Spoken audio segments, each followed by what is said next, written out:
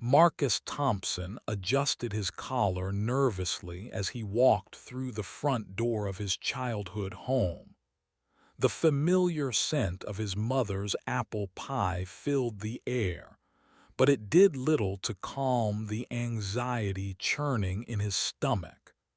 Tonight was his sister Jessica's engagement party, and he'd been dreading it for weeks.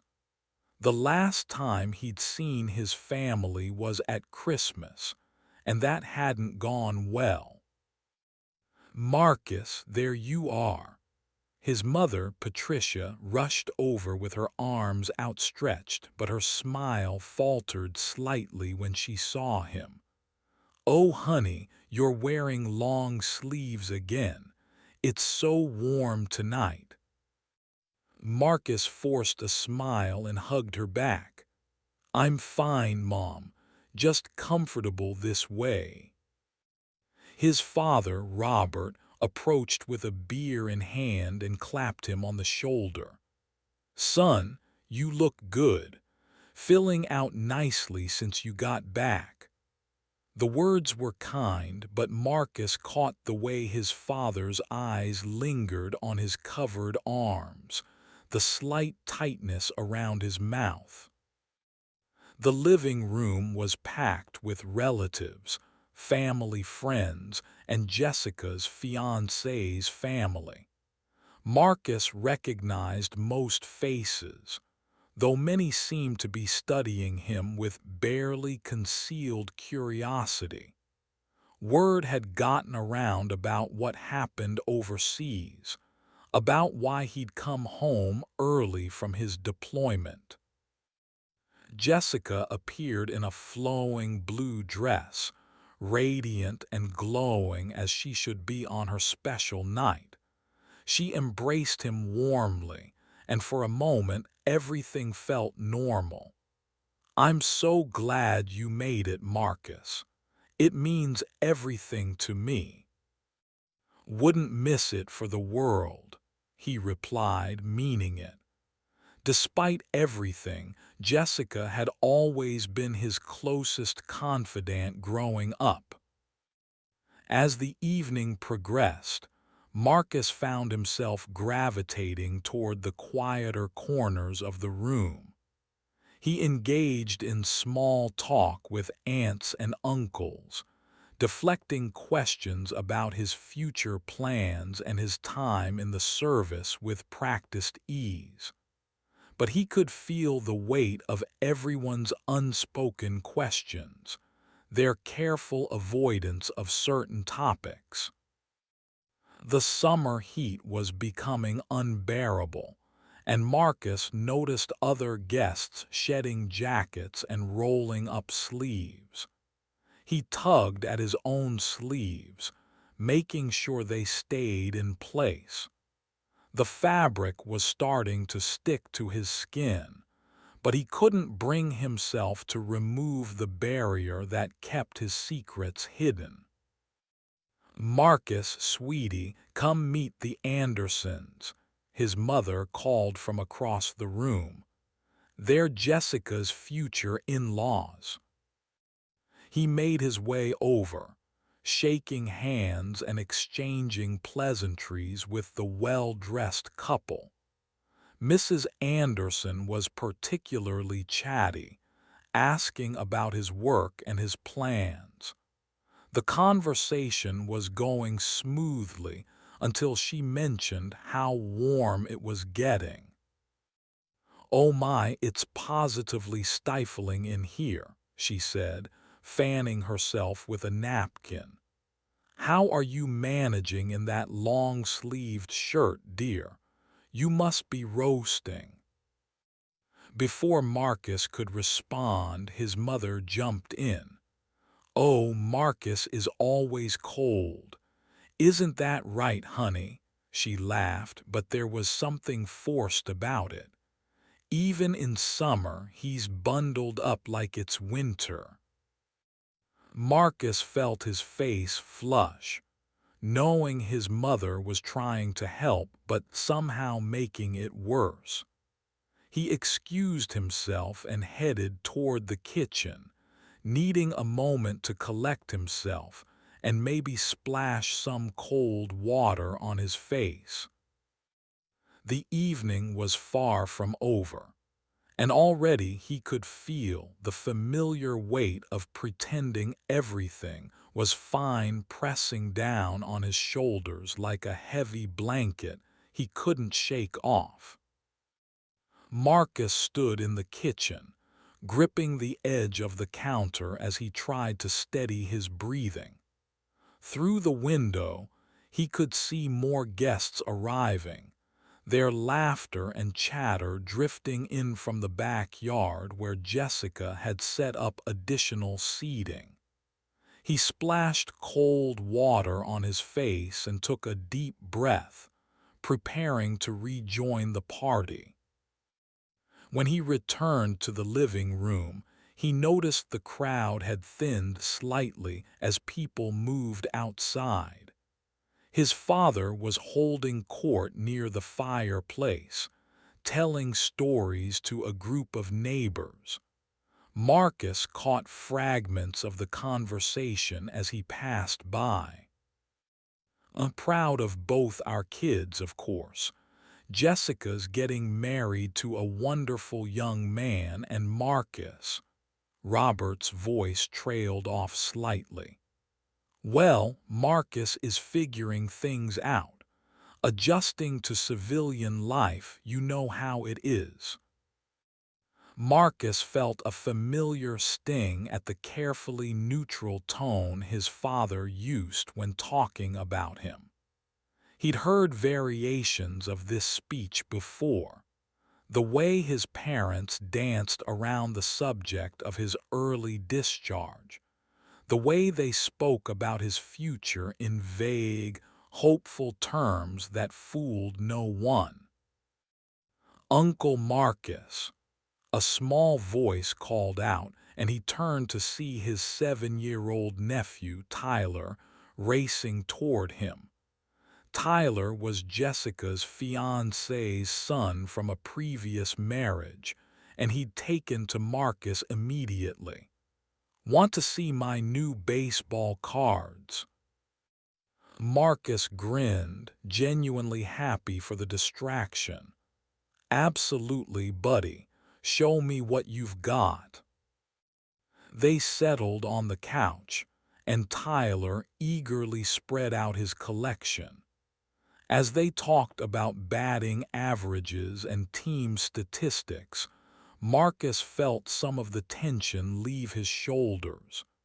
Children didn't ask complicated questions or dance around uncomfortable topics. They just accepted you as you were. Why do you always wear long sleeves? Tyler asked innocently, examining a rookie card. My dad says it's 'cause you're hiding something cool like tattoos. Marcus's stomach clenched, but he kept his voice light. Something like that, kiddo. Can I see them sometime? Maybe when you're older, Marcus replied, ruffling Tyler's hair. It was the same deflection he'd used countless times, but it felt different coming from a child's genuine curiosity rather than adult assumptions. As they continued looking through the cards, Marcus became aware of a conversation happening behind him. His mother was talking to Mrs. Chen, an elderly neighbor who'd known the family for decades. He's been through so much, Patricia was saying in a lowered voice. The doctors say the scarring will fade with time, but the emotional healing, that takes longer. Marcus's blood ran cold. He'd specifically asked his parents not to discuss his medical situation with anyone, but apparently, his mother couldn't help herself. Mrs. Chen was making sympathetic noises, and Marcus could practically feel the pity radiating from their conversation. Tyler was still chattering about baseball, oblivious to the tension building in Marcus's chest. Marcus tried to focus on the boy's words, but his mother's voice kept drifting over. The explosion happened so close to him, Patricia continued. He's lucky to be alive, really, but those scars on his arms and chest, they're quite extensive. He's very self-conscious about them. Marcus stood up abruptly, causing Tyler to look up in surprise. "I'll be right back, buddy," he managed to say, his voice tight with controlled emotion. He walked quickly toward the hallway, but not before catching Mrs. Chen's response. "Poor boy. No wonder he keeps himself covered up. Those kinds of injuries, they mark a person inside and out."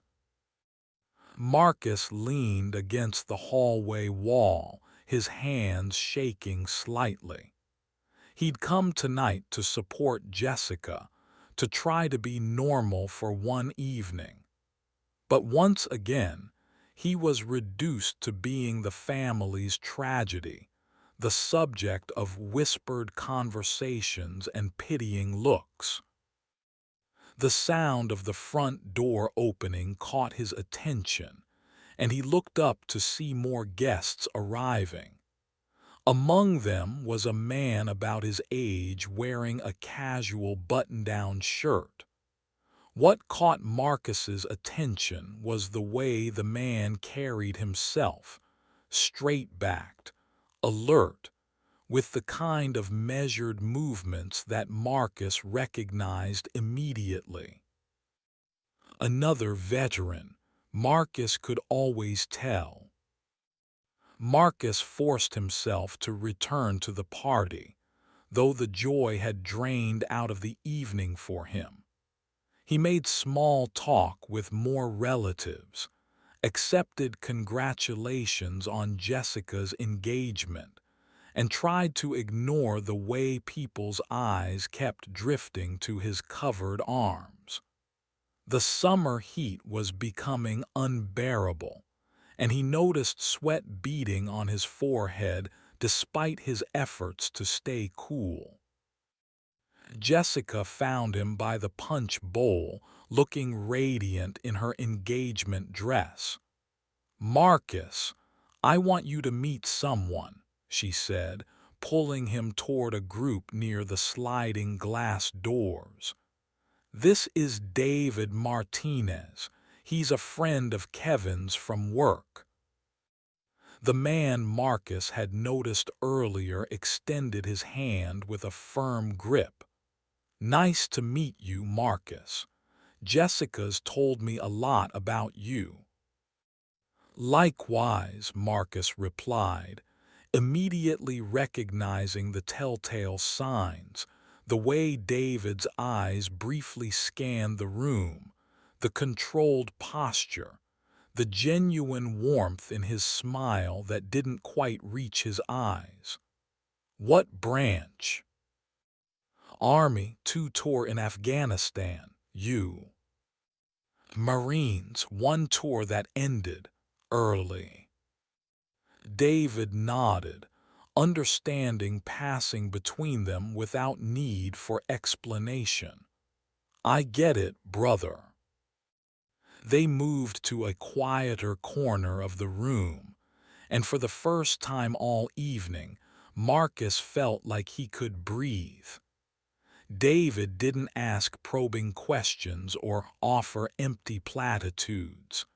They talked about normal things, work, sports, the weather, but there was an underlying current of mutual recognition. "It's brutal sometimes," David said quietly, glancing around at the party. Civilian gatherings. Everyone means well, but they don't understand, Marcus finished. And they think they do, which somehow makes it worse. Exactly. David took a sip of his beer. The looks, the careful conversations, the way they treat you like you might break at any moment. Marcus felt a weight lifting from his chest. Here was someone who actually understood, who didn't need explanations or careful euphemisms.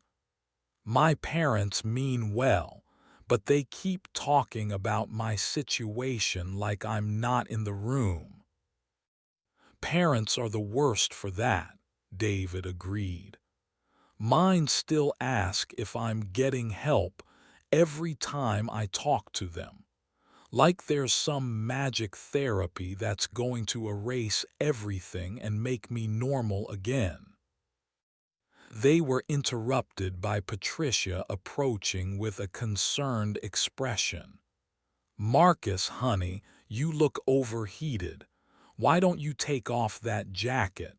No one here will mind. Marcus felt his face flush, not from the heat but from embarrassment. I'm fine, Mom. But sweetheart, you're practically sweating through your shirt. It's just family here. I said I'm fine, Marcus repeated, his voice sharper than he intended. Patricia's face fell slightly, but she pressed on. Marcus, there's nothing to be ashamed of. Your scars are part of your story, part of what makes you a hero. The word hero hit Marcus like a physical blow. He hated that word, hated the way people used it to make themselves feel better about his situation. Mom, please, just drop it. But Patricia was in full mother mode now, determined to help whether he wanted it or not. You can't hide forever, Marcus. These people care about you. They want to support you. Marcus felt the familiar panic rising in his chest, the feeling of being trapped and exposed. David was watching the exchange with knowing eyes, and Marcus could see the recognition there, the understanding of what it felt like to be cornered by well-meaning people who refused to respect your boundaries. Mrs. Thompson, David said gently, maybe we should let Marcus decide when he's ready. But Patricia was already reaching for Marcus's sleeve, her maternal instincts overriding her son's clear discomfort. Oh, don't be silly. We're all family here. Marcus pulled back sharply, his breath coming faster. The room suddenly felt too small, too hot, too full of people who thought they knew what was best for him. He could feel everyone's eyes on him, could sense the shift in the room's energy as people began to notice the tension. I need some air, he said, pushing past his mother toward the sliding glass doors that led to the backyard. Marcus stepped onto the back patio, grateful for the slight breeze that offered some relief from the oppressive heat. The backyard was beautifully decorated with string lights and white tablecloths, creating a magical atmosphere for Jessica's engagement party. But even the romantic setting couldn't calm the storm brewing in his chest. He found a quiet corner near his mother's rose garden and tried to regulate his breathing. The techniques his therapist had taught him seemed inadequate against the wave of anxiety and frustration crashing over him. He could hear the party continuing inside, laughter and conversation drifting through the open doors. "Mind if I join you?" David's voice came from behind him. Marcus turned to see the other veteran approaching with 2 beers. "Thought you might need this," David said, offering one of the bottles. "Thanks." Marcus accepted the beer gratefully, using the cold bottle to cool his forehead. "Sorry about that scene in there." "Don't apologize, I've been there." David leaned against the patio railing, looking out at the garden. "Family can be the hardest audience sometimes." They stood in comfortable silence for a moment, listening to the sounds of the party mixing with the evening crickets. Marcus felt his heart rate beginning to slow, the panic gradually subsiding. "How do you handle it?"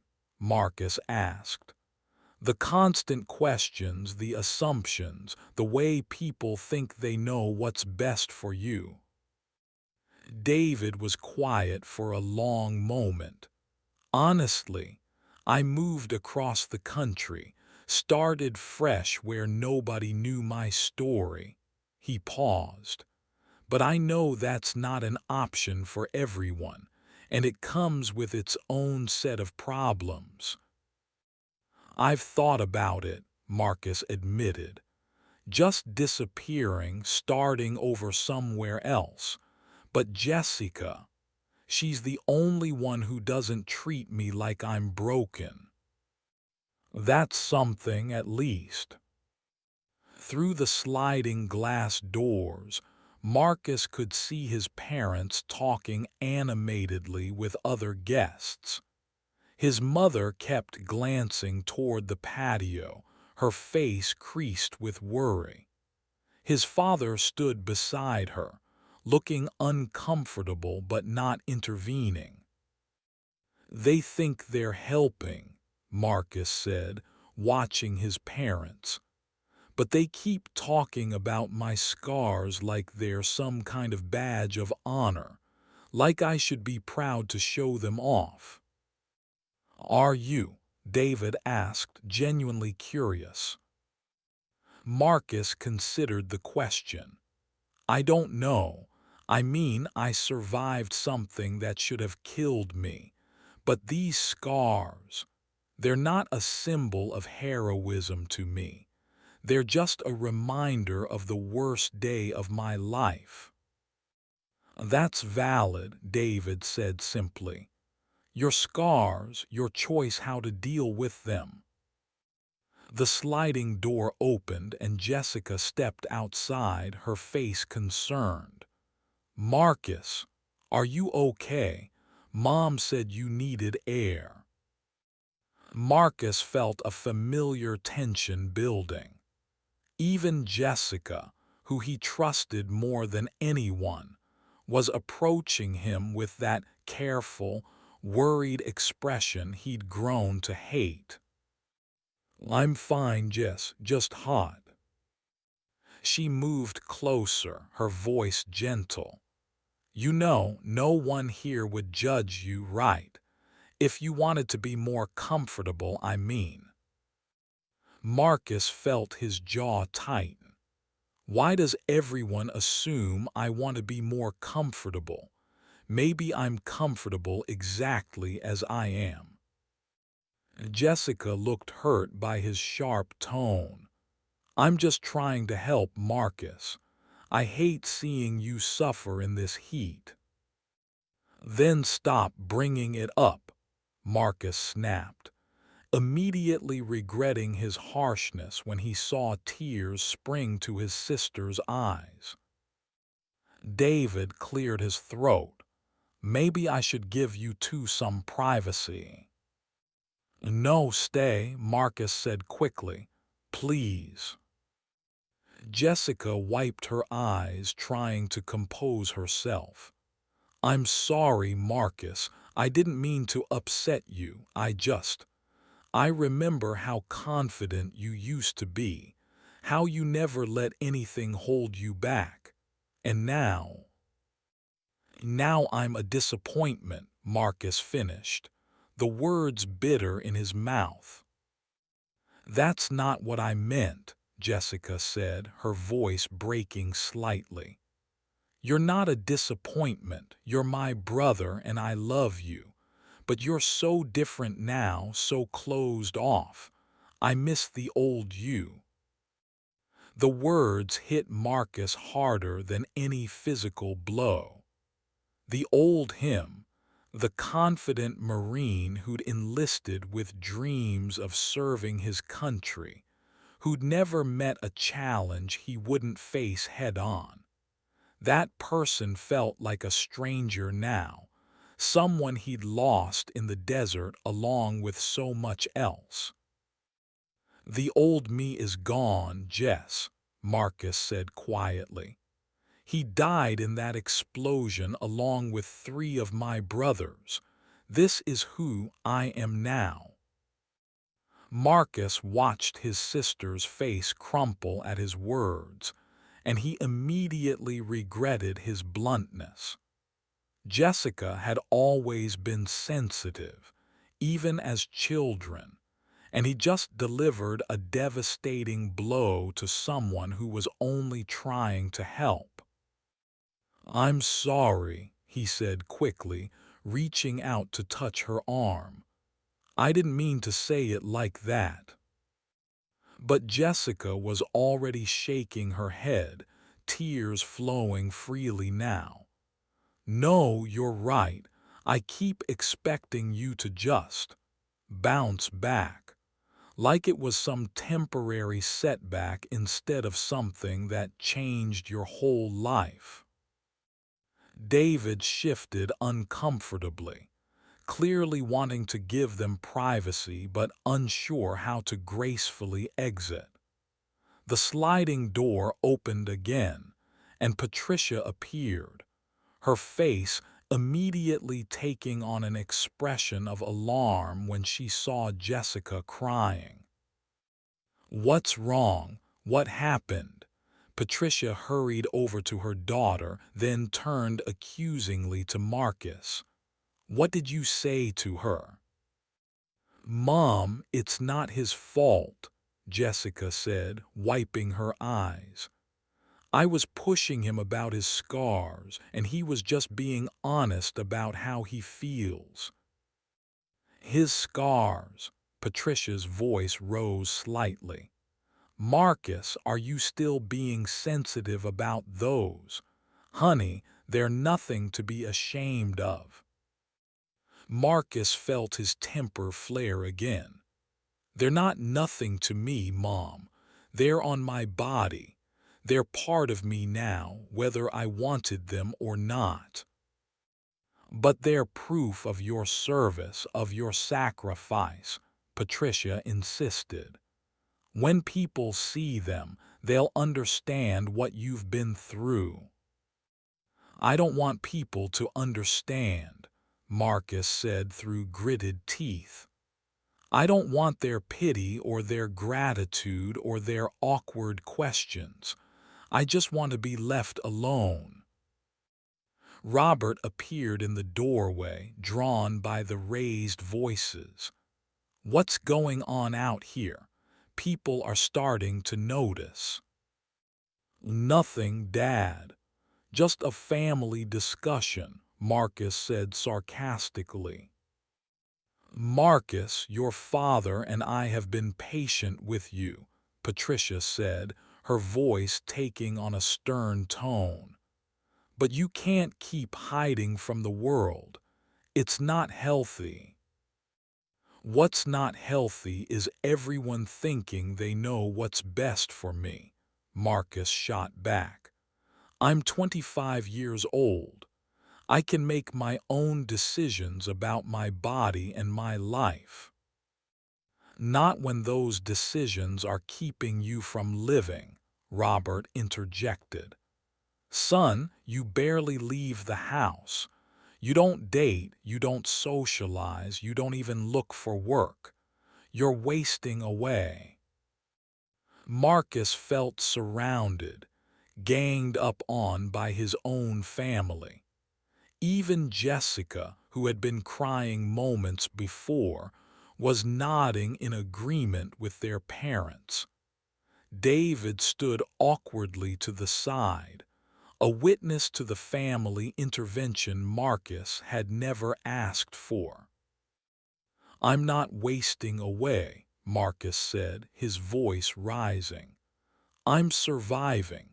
I'm dealing with things the best way I know how. By hiding, Patricia's voice was getting louder too. By covering yourself up like you're ashamed of what happened to you. Maybe I am ashamed, Marcus exploded.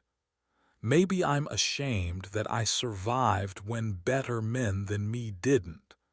Maybe I'm ashamed that I came home broken while other people's sons came home whole. Maybe I'm ashamed that I can't just get over it and be normal like everyone wants me to be. The patio fell silent except for the sound of Marcus's heavy breathing. Through the sliding glass doors, he could see party guests glancing their way, clearly aware that something was happening outside.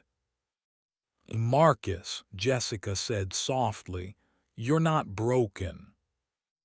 Look at me, Marcus said, his voice raw with emotion. Really look at me. I can't even take off a long-sleeved shirt at a family party without having a panic attack. I wake up screaming from nightmares 3 times a week. I can't hold a job because loud noises make me hit the floor. Tell me that's not broken. The silence stretched on, and Marcus realized he just revealed more about his current state than he'd intended. His parents exchanged worried glances, and Jessica looked stricken. Why didn't you tell us it was that bad? Patricia asked, her voice small. Because this is what happens when I tell you anything, Marcus said, gesturing at the intervention-style confrontation.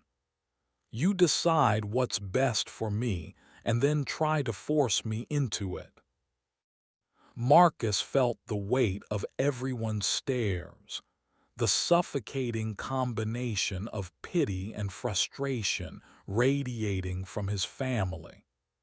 The party continued inside, but the magical atmosphere of Jessica's engagement celebration had been thoroughly shattered by their family drama. I should go, Marcus said, setting his untouched beer on the patio table. I'm ruining Jessica's party. No, you're not, Jessica said quickly, but her voice lacked conviction. Marcus, please don't leave. We can figure this out. There's nothing to figure out, Marcus replied, already moving toward the sliding door. I tried to be normal for one night and it didn't work. I should have known better. Robert stepped forward, blocking his path. Son, running away isn't the answer. We need to talk about this.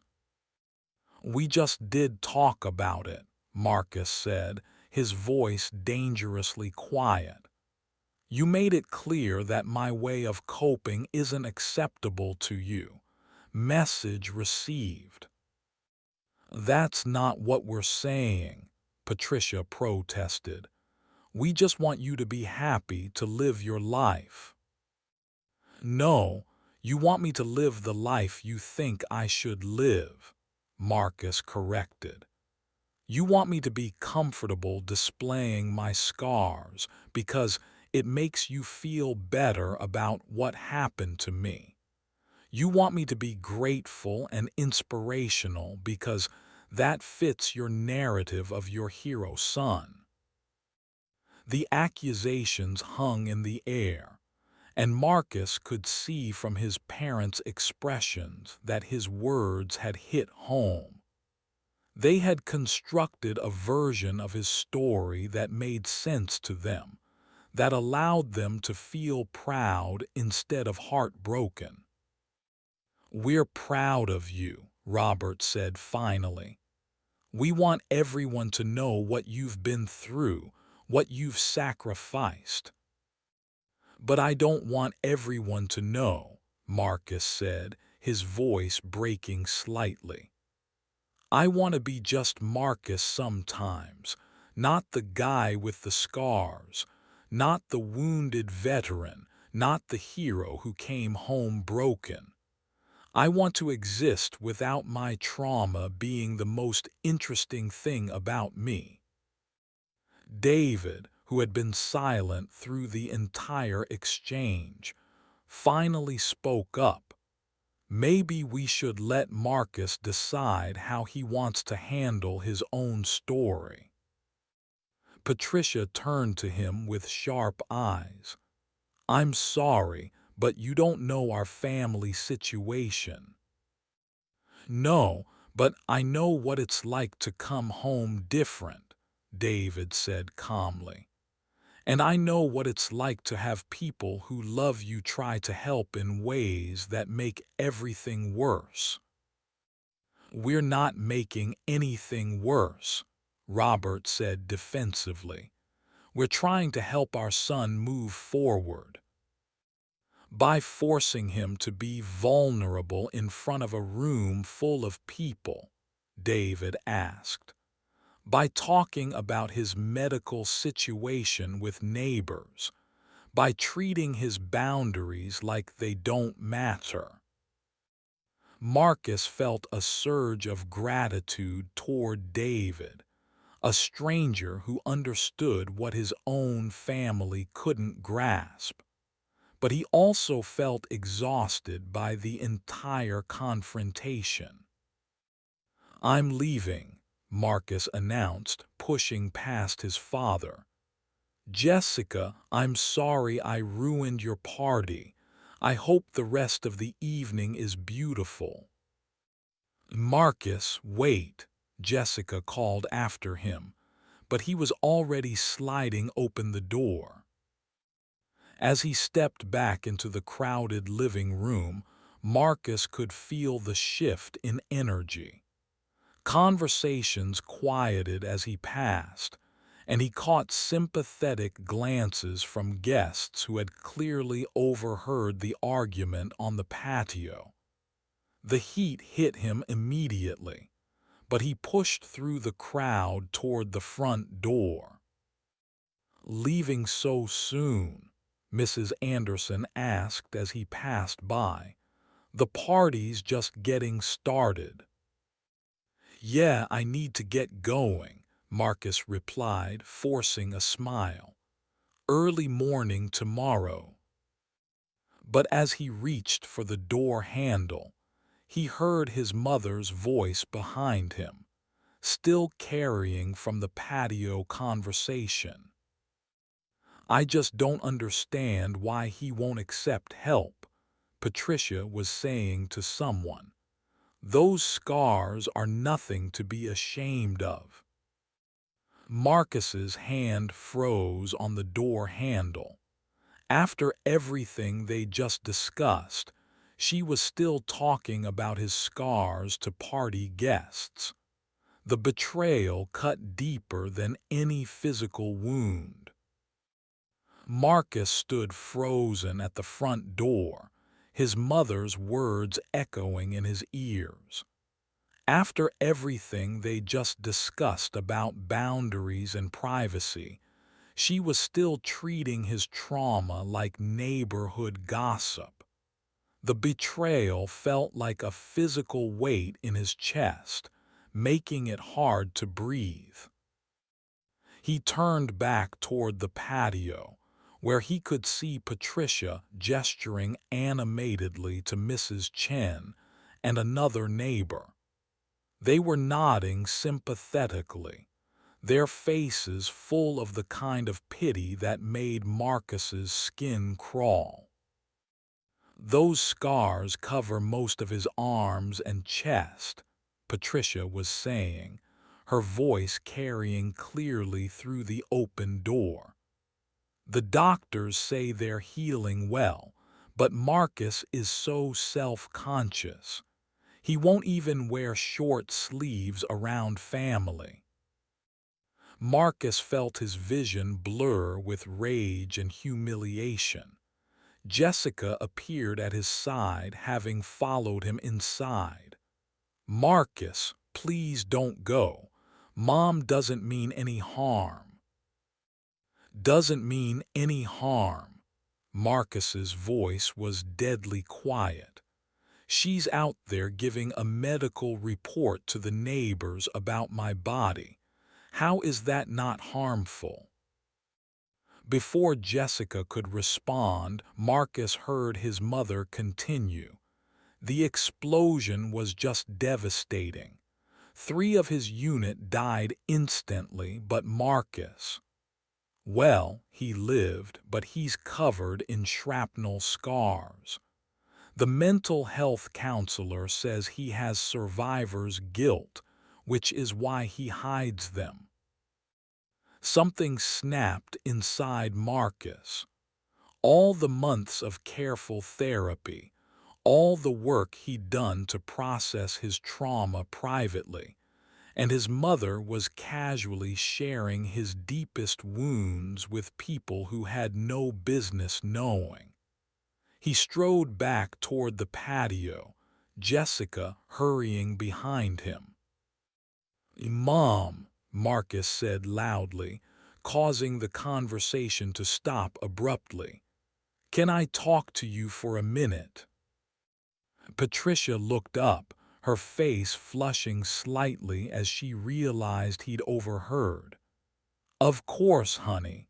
We were just discussing my medical history with the neighbors," Marcus finished. "Yeah, I heard." Mrs. Chen looked uncomfortable and began to back away. "I should check on the dessert table," she mumbled, hurrying inside.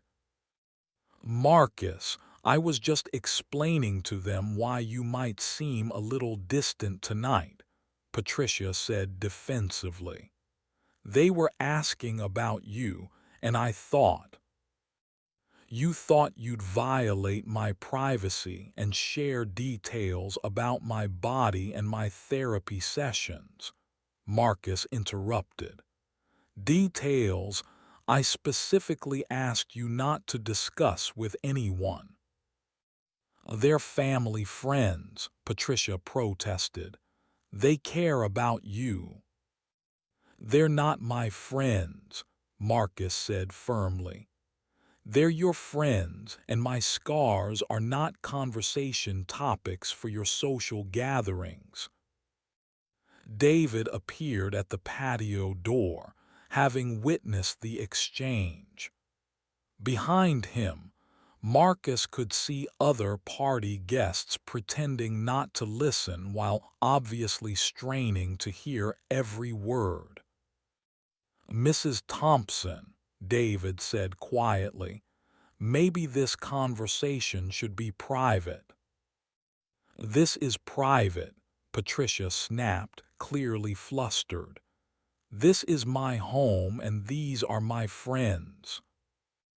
"And this is my body," Marcus said, his voice rising. "These are my scars, my trauma, my medical information. You don't get to share it with anyone just because you think they care." Robert appeared, looking increasingly uncomfortable with the scene playing out in front of their guests. "Marcus, lower your voice. People are trying to enjoy the party. People are enjoying the party, Marcus shot back. They're getting a front row seat to the Thompson family dysfunction. Mom's been providing entertainment all evening with stories about my injuries. That's not fair, Patricia said, tears starting to form in her eyes. I love you, Marcus. I'm proud of you. I want people to understand what you've been through. I don't want people to understand what I've been through, Marcus said, his voice breaking with emotion. I want to be able to attend my sister's engagement party without being the tragic centerpiece of everyone's conversations. Jessica stepped forward, her own eyes red with tears. Marcus, please, let's just go inside and talk about this calmly. There's nothing calm about this, Marcus replied. Mom just spent the evening treating my trauma like it's public property. Do you know how that feels? To have your most private pain turned into small talk. The patio had fallen completely silent except for Marcus's heavy breathing. Through the sliding glass doors, he could see the party guests had given up any pretense of not listening. Some were openly staring, others were whispering among themselves. I think maybe we should all take a step back, David suggested diplomatically. No, Marcus said firmly. I'm done taking steps back. I'm done accommodating everyone else's comfort with my discomfort. He turned to face his mother directly. You want to know about my scars, Mom. You want to share them with everyone. Patricia's face went pale. Marcus, what are you doing? Giving you what you want, Marcus said, his hands moving to the buttons of his long-sleeved shirt. You think my scars are something to be proud of. You think they're conversation starters. Let's give your friends something to really talk about. Marcus, no, Jessica said urgently, reaching for his hands. You don't want to do this, not like this. But Marcus was beyond reasoning. Months of careful boundaries, months of protecting himself from exactly this kind of exposure, and his own mother had torn down his defenses with her thoughtless sharing. If she wanted to make his scars public, then he'd make them public on his own terms. Stop, David said firmly, stepping between Marcus and the sliding glass doors. This isn't what you want, brother. Trust me on this. Marcus looked at David, seeing understanding and concern in the other veteran's eyes. For a moment, his hands stilled on his shirt buttons. You're right, Marcus said quietly. This isn't what I want. What I want is a family that respects my boundaries.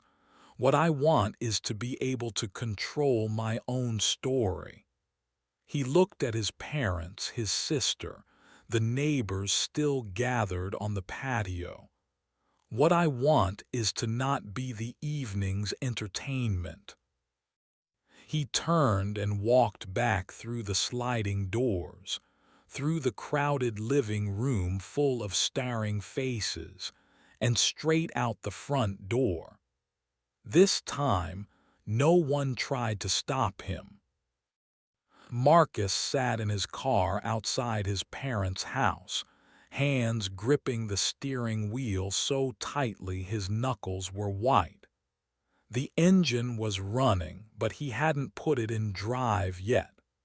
Through the front windows, he could see the party continuing, though the energy had clearly shifted.